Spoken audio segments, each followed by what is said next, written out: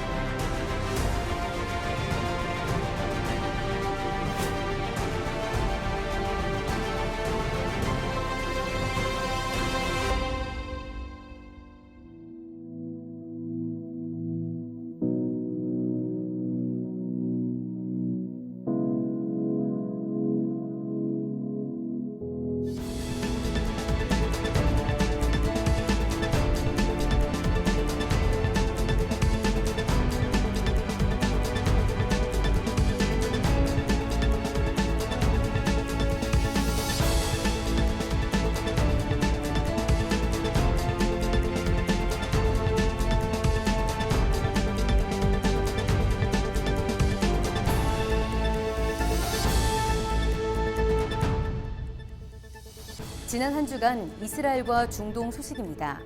4월 10일 이스라엘 최초의 파력발전소 업체인 에코웨이브 파워가 이스라엘 전력공사와 전력 공급 계약을 체결했습니다. 파도의 상하 운동을 전기 에너지로 변환하는 파력발전은 100% 청정 에너지로서 발전 설비에서 발생하는 공해 없이 설치할 수 있는 장점이 있습니다. 이번 이스라엘 전력공사와의 계약으로 텔아비브 자파 항만에 설치된 파력발전소와 이스라엘 전력망을 연결해 일반 가정으로 전기를 공급할 예정입니다. 4월 11일 베냐민 네타냐후 총리가 이슬람권과의 충돌을 피하기 위해 이슬람 금식성월인 라마단이 종료될 때까지 유대인 및 비이슬람 교도들의 성전산 방문을 제한하기로 했습니다. 성지 방문을 금지하는 방안은 국방부 장관과 이스라엘군 참모총장, 신베트 국장, 경찰청장 등이 만장일치로 제안했으며 이타메르 벤 그비르 국가안보장관은 이에 반대 입장을 밝혔습니다. 동예루살렘에 있는 성전사는 유대교와 이슬람교, 기독교의 공통 성지이며 해마다 라마단 시기에 종교적 갈등의 중심지로서 무력 분쟁이 일어난 바 있습니다. 같은 날 서안지구 요르단 계곡에서 팔레스타인 테러범의 총격으로 사망한 두 자매와 어머니의 장례식이 서안지구 유대인 정착촌인 크파르 엣제온에서 치러졌습니다. 9년 전 영국에서 알리아한 어머니와 두 자매는 지난 7일 서안지구 북부 요르단 계곡을 차로 지나던 중 팔레스타인 테러범의 총격을 받아 사망했으며 차에서는 22개의 탄피가 발견됐습니다. 이스라엘 국립이식센터는 사망한 어머니인 루시드의 심장과 간, 신장 및 각막이 5명의 생명에게 기증되었다고 전했습니다. 4월 12일 이란이 시리아행 지진 구호 항공기 수백 대를 이용해 무기와 군사 장비를 옮긴 것으로 드러났다고 로이터 통신이 보도했습니다. 로이터는 복수의 소식통을 인용해 지진 관련 지원 물자를 수송하는 것으로 가정해 많은 양의 이란산 군사 장비가 시리아로 들어왔다며 주로 조립되지 않은 형태로 수송됐다고 밝혔습니다. 현지 관계자들은 최근 이스라엘의 시리아 공습이 강화된 것은 이란의 군사적 지원을 늦추고 이미 수송된 물자를 파괴하기 위한 것이라고 평가하고 있습니다. 2023년 4월 19일자 이스라엘 투데이 시작합니다. 이스라엘과 중동 정세에 대해서 폭넓은 정보력을 바탕으로 날카로운 분석을 해주시는 브레드TV의 중동 전문 애널리스트 조현영님과 함께합니다. 이스라엘이 새로운 에너지 확보를 위해서 세계 최초의 파력 발전소를 건설했다고 하는데 파력 발전소가 뭡니까? 그러니까 파력 발전이라는 건 이제 파도의 이제 상하 운동을 이제 공기 터빈을 회전시키는 방식이거든요. 전환시켜서. 그래서 이제 그걸로 이제 전기 에너지를 변환시키는 방식이고요. 낮은 수심에서도 발전이 가능해 비교적 경제성이 높고요. 주로 이제 낙도 해안 등에 많이 이제 보급되고 있습니다. 그러니까 우리가 알고 있는 이제 간만의 차, 수평적 횡적 운동 에너지를 치환하는 조력 발전소하고 좀 차이가 있습니다. 그래서 이게 약간 경제성도 좋지만 아무데나 설치할 수 있는 약간 좀 활용도가 높은 방식이죠. 근데 이 뉴스가 유의미한 이유는 이제 이스라엘이 에너지 포트폴리오가 굉장히 다양해졌다라는 거예요. 뭐 천연가스도 있지만은 이제 이런 친환경 재생에너지도 활용할 수 있어서 이제 독자 생존이 가능한 구조라고 해서 이제 주변국에 얽매이지 않고 해서 보기 드문 희소식이라고 생각합니다.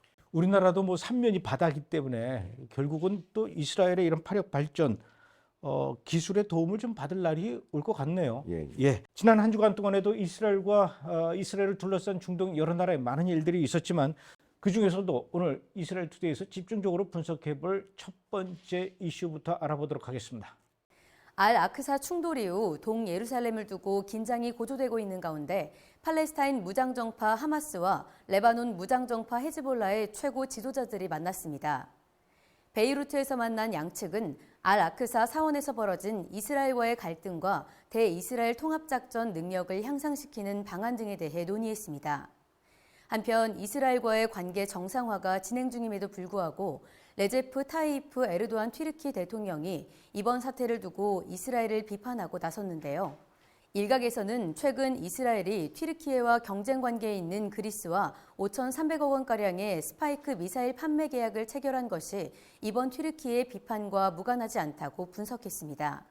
지난 4월 9일이죠. 헤즈볼라 최고 지도자와 가자 지구의 하마스의 최고 지도자가 레바논의 베이루트에서 만났어요. 두 최고 지도자 만나서 무슨 얘기를 했을까요? 이제 알 아크사 사태에서 이제 이스라엘군이 이제 테러 진압한 사건으로 인해서 이제 그 이란의 대리 세력의 양 지도자가 이제 회동을 가졌는데요. 안건이 뭐였냐면 이제 반이스라엘 공세를 위해서 양측의 무장 세력은 연합 타격 능력 향상, 작전 통제권 조율, 준비 태세 점검, 병참 및 테러 공개에 관한 전반적인 이제 협력안을 논의했다고 하고요. 이날 이제 발언 내용을 들여다보니까 특히 이스라엘이 내부 정치 분열로 와해되고 있으므로 지하드 승리가 임박했다라면서 이제 이스라엘을 공격할 수 있는 아주 적기라고 얘기했습니다. 초록은 동색이라고 끼리끼리 아주 잘 만나는 것 같은데 지난 4월 6일과 7일에도 레바논의 헤즈볼라에서 이스라엘을 향해서 34발, 시리아에서는 6발, 그리고 남쪽에 있는 가자 지구에서는 하마스가 이스라엘을 향해서 44발의 로켓을 이스라엘로 발사를 했는데 그럼 앞으로 당분간은 이 레바논의 헤즈볼라 또 가자 지구 양쪽에서 이스라엘을 향한 공격이 계속 이어질 수도 있다라는 얘기네요. 이스라엘 안보 당국 전문가들이 이제 분석해 본 결과 이들이 이제 추구하는 바가 뭐냐면 가자, 레바논, 시리아에서 동시다발적으로 로켓 공격을 합니다. 그러면 이제 아이언돔으로 방어를 하겠죠. 지속적인 공격을 아이언돔을 소진시키는 게 1차 목표. 그다음 두 번째는 사이버 공격으로 지휘부를 와해시키는 것. 세 번째는 유대 사마리아에서 저강도 테러. 요즘에 발생하고 있는 뭐 드라이브 슈팅 이렇게 기총 소사를 한다든지 지나가는 차에다가 아니면 칼침이나 뭐 돌 같은 그런 저강도 테러하고 이런 가운데 경찰력을 분산시키는 겁니다. 최종적으로는 레바논과 가자에서 테러 지상군을 투입하는 이런 작전 계획을 갖고 있다고 합니다. 이 와중에 튀르키예의 그 에르도안 대통령하고 이란 대통령하고 정상 간에 전화 통화를 했대요. 여기서 또 무슨 얘기가 오고 갔을까요? 그러니까 에르도안 대통령이 이란 라이시 대통령과의 그 정상 간 통화에서 뭐라고 얘기했냐면 이슬람 국가들이 단합해서 이스라엘에 공동 대항해야 한다라고 얘기를 했습니다. 그리고 또 이제 튀르키예 외무장은 별도의 성명을 통해서 이제 이스라엘과 관계 정상화는 이미 시작되었지만 팔레스타인에 대한 공격은 도를 넘은 행위라라고 반이스라엘 발언을 지금 쏟아내고 있습니다. 이스라엘이 그리스하고 4억 달러 규모, 이거 우리나라 돈으로 치면 약 5,300억 원 규모의 스파이크 미사일을 판매하는 계약을 체결했다. 이런 뉴스가 있습니다. 이 스파이크 미사일은 도대체 어떤 미사일이고요? 또 이게 아무래도 그리스와 지중해를 사이에 두고 이 신경전을 벌이고 있는 튀르키예 심기를 좀 건드린 게 아닐까 싶은데요. 그러니까 이제 스파이크 미사일은 이제 일종의 이제 그 순항 미사일, 그러니까 크루즈 미사일 계열인데요. 뭐 정밀 위도 타격 능력도 있지만은 이게 왜 박광을 받고 있냐면 45종의 다양한 이제 플랫폼, 육상, 해상, 공중 플랫폼에서 발사할 수 있어서 이 미사일 한 방이면 여러 가지 이제 전장에서 활용될 수 있는 장점이 있고요. 유럽에서 촉발된 군비 증강이 이제 그리스로 이제 넘어온 거죠. 그래서 튀르키예한테 굉장히 부담으로 다가오고 있습니다. 우리나라는 일본하고 별로 사이가 안 좋듯이 이 튀르키예는 또 그리스하고 사이가 안 좋은 것 같은데 왜 튀르키예하고 그리스는 이 지중해를 놓고 이렇게 서로 싸우고 있는 겁니까? 그러니까 이 대목에서 이제 튀르키예 이제 대외 행보를 먼저 봐야 되는데요. 터키는 2023년 비전이라고 해서 건국 100주년을 맞고 있거든요. 근데 이슬람 종주국 술탄의 목표로 경제 식강 목표, 뭐 안보 뭐 지역 패권 뭐 이런 걸 주창해 왔는데 현실은 이제 코로나하고 이제 대지진으로 이제 그리고 이로 인한 경제 외환 위기로 해서 이른바 실패했죠. 그래서 이제 어쩔 수 없이 튀르키예는 지중해권으로 이제 몰렸는데 그동안 동지중해권은 많은 자원과 이제 지정학적 이점에도 불구하고 주변국 북아프리카, 중동의 정치 불안으로 그 잠재력이 발휘되지 않았어요. 또 다른 사정 변경은 러시아 우크라이나 침공을 해서 유럽의 그 유럽 경제 주유소 역할을 하는 러시아가 적대적 관계로 변하면서 이제 남부 유럽, 프랑스, 이탈리아도 또 다시 지중해로 이제 몰리고 있단 말입니다. 이런 가운데서 이제 그리스하고 터키의 이제 오래된 그 갈등의 본질이 해양자원 분쟁이에요. 본질은 그리스 시프러스 앞에 있는 많은 그 섬 군도가 있거든요. 근데 이게 여기서 이제 자원이 많이 나와요. 근데 터키는 과거에 이제 영유권 협정을 맺을 때 이걸 관광하고 그냥 다 내줘 버린 거예요. 그리스한테. 근데 최근에 이제 이스라엘이 천연가스를 개발하니까 그때서야 아뜨거하고 이제 경쟁 관계로 붙은 거죠. 미국이 지금 현재로서는 중국하고 러시아하고 대립각을 지금 세우고 있는 그런 상황인데 러시아는 또 그 이란하고 군사적으로 가깝고 그런 와중에 이제 이란이 그 튀르키예 에르도안 대통령하고 또 이제 정상회담하고 이스라엘 입장에서도 역시 그 이 터키, 튀르키예를 또 바라보는 그 입장이 참 굉장히 골치 아플 것 같아요. 왜냐하면 지금 그리스에다가 스파이크 미사일을 팔아서 돈도 벌어야 될 것 같고 또 튀르키예하고도 이 관계가 정상화를 유지를 해야 되거든요. 또 그런가 하면 국내적으로 이 사법 개혁도 마무리 지어야 되겠고 주변 아랍 국가들과도 지금 또 레바논, 시리아하고도 싸워야 될 것 같고 여러 가지 지금 이스라엘의 입장이 사면초가인 것 같아요. 그러니까 어찌 보면 말씀하신 것처럼 이스라엘은 이제 사면초가인 상태를 이제 인정을 해야 돼요. 인정을 하고, 그러니까 어찌 보면 이제 이란, 사우디 정상화, 이제 미국의 이제 어떤 냉대와 고립주의, 기존 네타냐후가 수십 년 동안 설계해온 이 외교 그 네트워크가 이제 와해가 됐습니다. 그러니까 그래서 이제 철저하게 자기 셈법으로 돌아가야 되는데 대정책의 최우선 순위는 이란을 설정해 놓고 나머지는 이제 어떻게 보면 중동에서 약간 좀 왕따되는 분위기다 보니까 지중해권 국가들 앞서 언급한 터키, 이집트 이런 국가들하고 이제 소외되지 않게끔 외통수에 걸리지 않게끔 외교 관계를 조금 유지를 할 필요가 있다고 생각합니다. 치열한 외교전입니다. 지금 현재 전 세계는 이렇게 치열하게 외교전을 벌이고 있는데 점점점.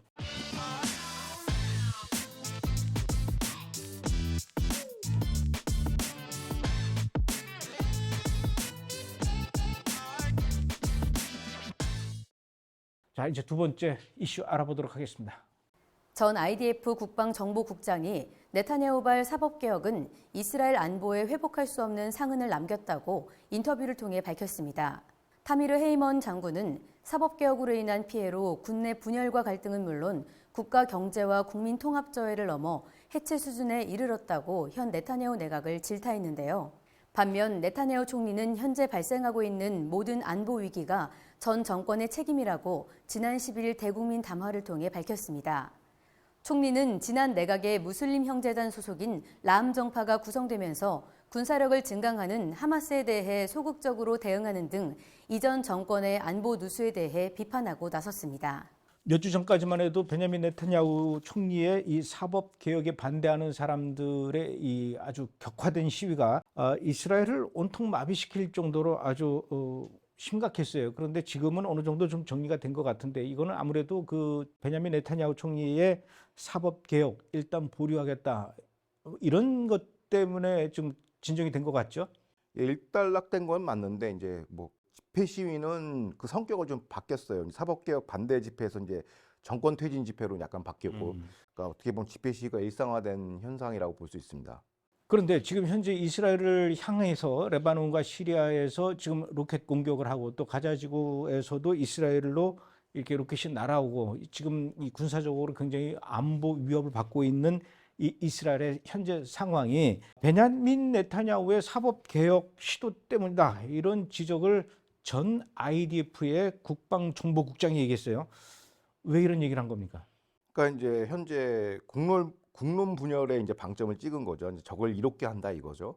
그게 이제 어떻게 보면 적들한테 이제 과단성과 이제 대담성을 불어넣어줬고, 그래서 6개의 전장, 가자, 유대, 사마리아, 그다음에 레바논, 시리아, 이란 동시다발적인 안보 위협에 노출돼 있다라고 얘기하고 있고요. 이게 전 정보국장이에요. 그러니까 현직 그 장성들 얘기를 못하지 않습니까? 그래서 이 사람의 입을 빌어서 이제 군부의 주장을 이제 설파하는 건데, 그러니까 이 정보국장이라고 표현하고 이제 군수뇌부라고 봐도 될 것 같습니다. 군수뇌부는 이스라엘의 최대 안보 위험은 국론 분열이다라고 한 거예요. 그러니까 최대 안보 위협이 이란도 아니고 국론 분열이라고 보는 겁니다. 그래서 고로 IDF 전 정보국장은 네타냐후 판단력을 신뢰할 수 없다라고 지금 맹공을 펼치고 있습니다. 근데 베냐민 네타냐후 총리는 이런 상황이 지금 나 때문이 아니라 전 정부 때문에 그렇다 이렇게 얘기를 하고 있어요.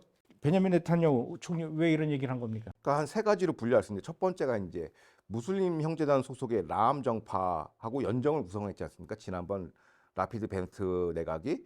그러니까 이게 어떤 문제점을 갖고 있냐면 군사력을 증강한 하마스에 대한 소극적 대응. 이로 파생된 정권의 취약성이 노출돼서 안보 누수로 연결됐다라고 보는 게 첫 번째고, 두 번째는 지난 5차 총선 직전에 헤즈볼라가 통치하는 레바논과 가스 유정 협정 체결로 인한 이스라엘 경제 주권 포기를 또 들었습니다. 근데 또 이를 안보적 이유로 저지해야 될 군수 내부 안보 당국자들, 대표적으로 IDF가 모사드가 이거에 대해서 지지 발언을 해버렸어요. 그러니까 이게 어떻게 보면 또 안보 누수의 또 다른 본질이라고 보는 것이고요. 세 번째가 이제 오랫동안 계획된 사법개혁 반대 집회에 찬성하며 라피드 야권의 국려분열 행태가 테러 세력에게 앞서 말씀하신 것처럼 이제 어떻게 보면 자신감을 심어줬다라고 이제 분석하고 있는데요.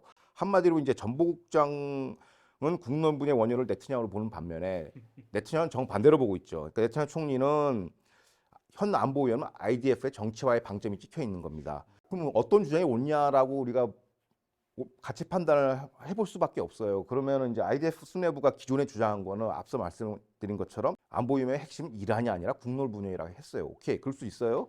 그런데 군부는 그럼 정치적 중립을 해야 되는데 사법개혁 반대파에 지지하는 행위, 그러니까 뭐 예비군 불참, 뭐 거부 이런 걸 통해서 국론 분열의 당사자가 돼버렸단 말이죠. 그래서 이제 이 대목을 이제 네타냐후가 꼬집고 들어간 거죠. 그러니까 이날 총리도 보통 대국민 담화는 예루살렘 총리실에서 이제 하는 게 관례인데 이날은 유독 텔아비브에 있는 안보 수뇌부 건물에서 했단 말이에요. 보통 이제 대국민 담화를 하면 뒤에 이제 이런 안보 시국에서는 뒤에 장성들을 이렇게 백그라운드로 세워놓는데 그것조차도 안 하고 직접적으로 혼자 단독으로 대담을 했다라는 거는 군수 내부를 겨냥한 최후의 통첩이라고 하죠. 더 이상 정치에 끼어들지 말고 현존 최대의 위협인 이란에만 신경 써라라는 강력한 메시지라고 현지 매체는 분석하고 있습니다.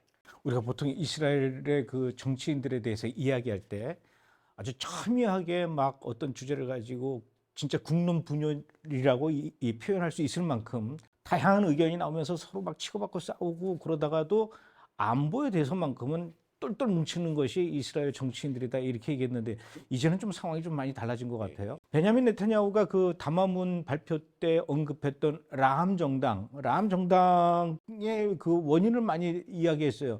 라함 정당 어떤 정당입니까? 이른바 팔레스타인 해방 노선, 이스라엘 축출을 중심 기조로 하는 무슬림 형제단의 직접적인 통제를 받고 있는 정당이 바로 라함 정당입니다.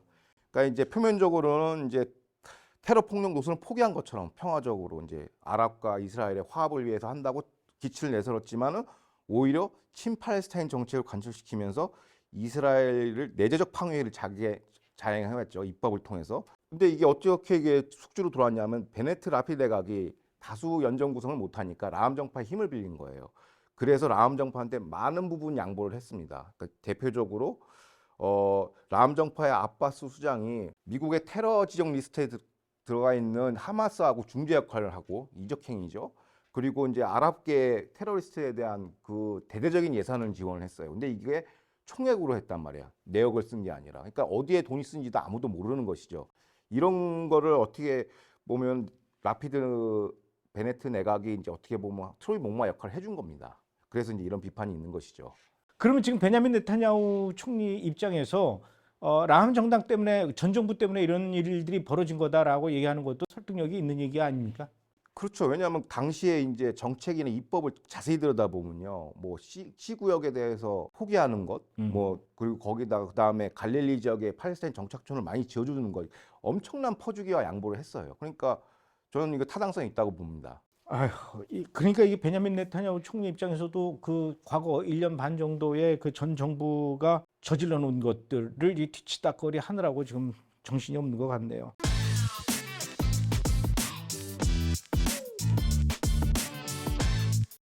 자, 다음 세 번째 분석 이슈 알아보도록 하겠습니다. LCC 이집트 대통령이 러시아의 로켓탄 4만 발을 비밀리에 지원하도록 관리자들에게 지시한 것이 이번 미국의 비밀 정보 문서 유출로 드러났다고 미국의 워싱턴 포스트가 보도했습니다. 작성된 문서에는 이집트가 러시아에 포탄과 화약을 공급할 계획이 언급됐고 서방과 문제가 되지 않도록 로켓 생산과 수출을 비밀로 하라는 내용이 담겼다고 워싱턴 포스트는 전했습니다. 이집트 외교부는 문서 내용에 대한 질문에 이집트는 처음부터 우크라이나 전쟁에 개입하지 않고 양측과 동등한 거리를 유지하겠다는 입장이라고 밝혔는데요. 현지에서는 러시아와 우크라이나로부터 밀의 80%를 수입하는 이집트가 최근 원자재 가격 인상으로 경제가 악화돼 독자적인 외교 노선을 걸으려는 움직임을 보인 것 같다고 분석했습니다. 미국의 도감청 그 문서 유출 문제가 우리나라를 포함해서 지금 전 세계를 뒤흔들고 있는 중인데, 이번에 유출된 문서 중에 이집트가 4만 발의 로켓을 러시아에다가 지원한 것으로 이렇게 드러났어요.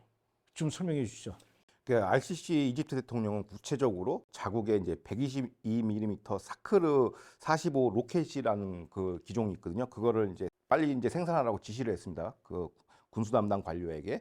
근데 이 미사일의 핵심이 러시아의 그라드 다연장 로켓포와 호환이 된다고 해요. 그러니까 이걸 생산해서 이제 러시아에 공급하라고 했고, 이집트의 군수 담당 관료는 교대 근무를 통해 철야 근무까지 하는 한이 있더라도 러시아에다 이걸 공급하겠다. 왜? 그동안 러시아가 우리한테 베풀어 준 게 많기 때문에라고 이제 누출된 그 신호 정보 보고서에 적시되어 있다고 합니다. 그런데 제가 좀 이해가 안 가는 게, 이집트가 러시아한테 이렇게 4만 발을 보낼 정도로 이 군사적으로 여유가 있는 나라입니까?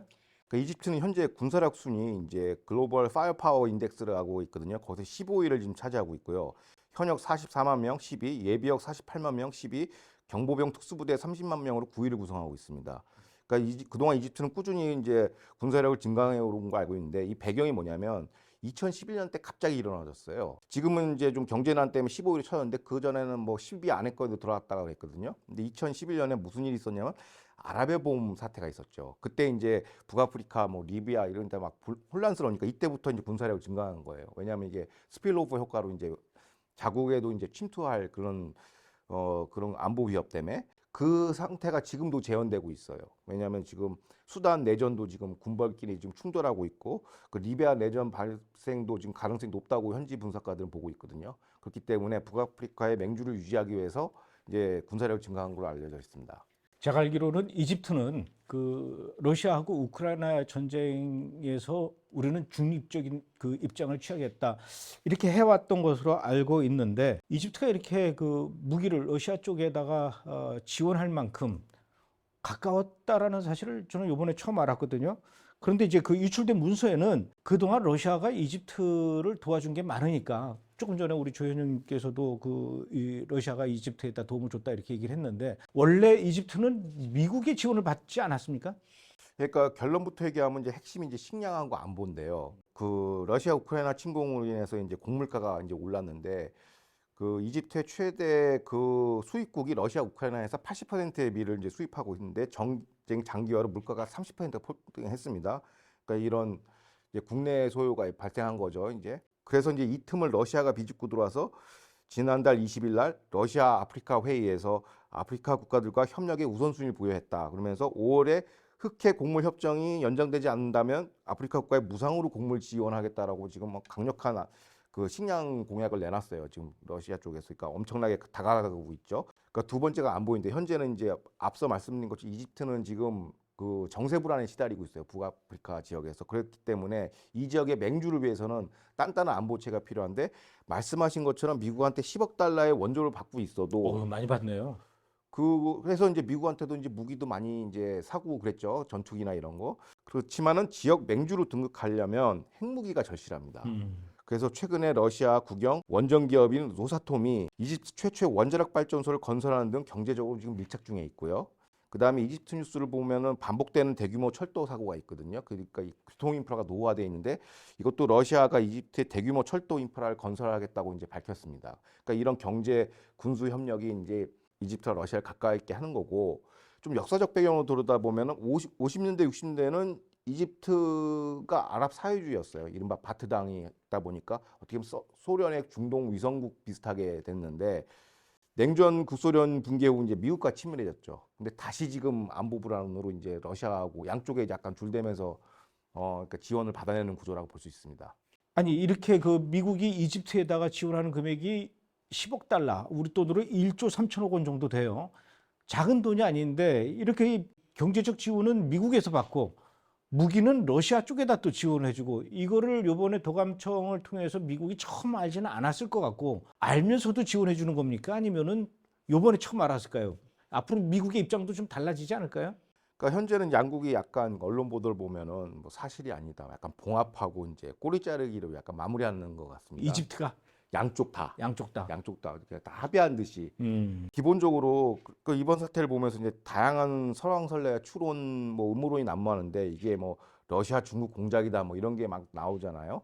근데 이번 사태의 어떤 도감청 사태의 기본적인 이제 스탠스를 우리가 좀 분석을 해야 되는데 기본적으로는 이런 국가들끼리 동맹국이라 하더라도 서로 정보 그 첩보 활동을 합니다. 기본적으로. 그러니까 우리도 이제 미국, 일본에 대한 첩보 활동을 하고 정보 유출을 하고 일본도 뭐 내각조 사실 미국의 CIA도 우리 정보를 캐요. 그러니까 이게 일상적으로 벌어지는 일이라는 거죠. 즉 외교 영역이 존재하고 그다음에 군사 영역이 존재하고 경제 협력 영역이 존재하듯이 정보 활동의 그 시장도 또 존재합니다. 근데 요번 사태가 이제 좀 큰 이유는 걸린 거죠. 그래서 망신살이 했는데 그러니까 레이건 대통령 역시 과거에 이제 소련과 구축 협상할 때 트러스트 믿지만 신뢰하지만은 확인해라라고 했거든요. 근데 확인해라에 해당되는 게 바로 이제 정보 활동이지요. 그러니까 연장선에서 이번 사태로 드러난 문제의 본질은 이집트와 미국의 이해관계가 맞지 않는다는 거예요. 그리고 어떻게 보면 그 양쪽의 카드를 맞춰보겠지만은 양국이 갈등이나 어떤 적대 관계로 이렇게 돌변할 것 같지 않고 이 상태에서 그냥 어떻게 보면 수면 아래 가라앉을 것 같습니다. 이번에 문서 유출 사건으로 인해서 전 세계가 미국 편이냐 러시아 편이냐 이렇게 아마 판가름 나고 또 양극화되는 게 아닌가라는 생각이 들어요. 어떻습니까? 그러니까 결론부터 얘기하자면 저희 브레TV에서 여러 차례 말씀드렸듯이 이제 미국 중심 일극 체제에서 이제 다극 체제로 변화하는 그 과도기라고 보여집니다. 그러다 보니까 새로운 플레이어들 중국, 러시아가 막 끼어들고 미국 빠진 자리에 공백을 맺기 위해서 다양한 짝짓기가 시작되는데 그 요번 사태 같이 터진 이유가 저는 이제 개인적으로 이제 이런 뭐 정치적 분석도 좋은데 만악의 근원이 바이든 행정부 때문에 그래요. 그게 왜 그러냐면 괜찮겠어요 그래가지고 네, 괜찮아요. 왜냐하면 국제정세 관점에서는 뭐 고립주의 노선 할 수 있어요. 근데 그러니까 이게 유치이트를 하더라도 이게 좀 상황을 좀 만들어 놓고 나가야 되는데 아프간 철군처럼 준비 없이 막 야반 도주하고 이렇게 해버리니까 그러니까 동맹국들이 불안한 거죠. 그러니까 막 사우디 이란 정상화도 그 비슷한 맥락이고 이스라엘에 대한 냉로도 그렇고 그러니까 이게 모든 현상이 바이든의 허둥지둥 고립주의 외교 때문에 그러는데 지금 또 뉴스에 나오는 게 브라질하고 시진핑하고 결제 통화를 또 자기들끼리 쓴대요. 그리고 프랑스도 이제 시진핑한테 이제 신호를 보내고 있고 우리랑 남북연합은 같이 하자. 그러니까 이런 반미형대가 폭력계 확산된 거는 바이든 행정부의 책임이라고밖에 볼 수가 없어요. 이거는 다른 뭐 근거가 없으니까. 그래서 이제 비판을 안 할 수가 없는 거죠. 그러니까 이 타임에서 이스라엘도 이제 독자 노선과 이제 좀 전략적으로 이제 다시 움직일 필요가 있다라고 생각합니다. 아무리 복잡해도 각자 자기의 그 실익은 좀 잘 좀 챙겨야 될 텐데. 예. 이러다가 혹시 미국 쪽에서 도감청하지 않겠습니까, 조현영 씨? 해서 상관없습니다. 뭐 오픈북이라서. 우리는 뭐 비밀이 없으니까. 예. 오늘은 여기까지 하죠. 예, 감사합니다. 고맙습니다.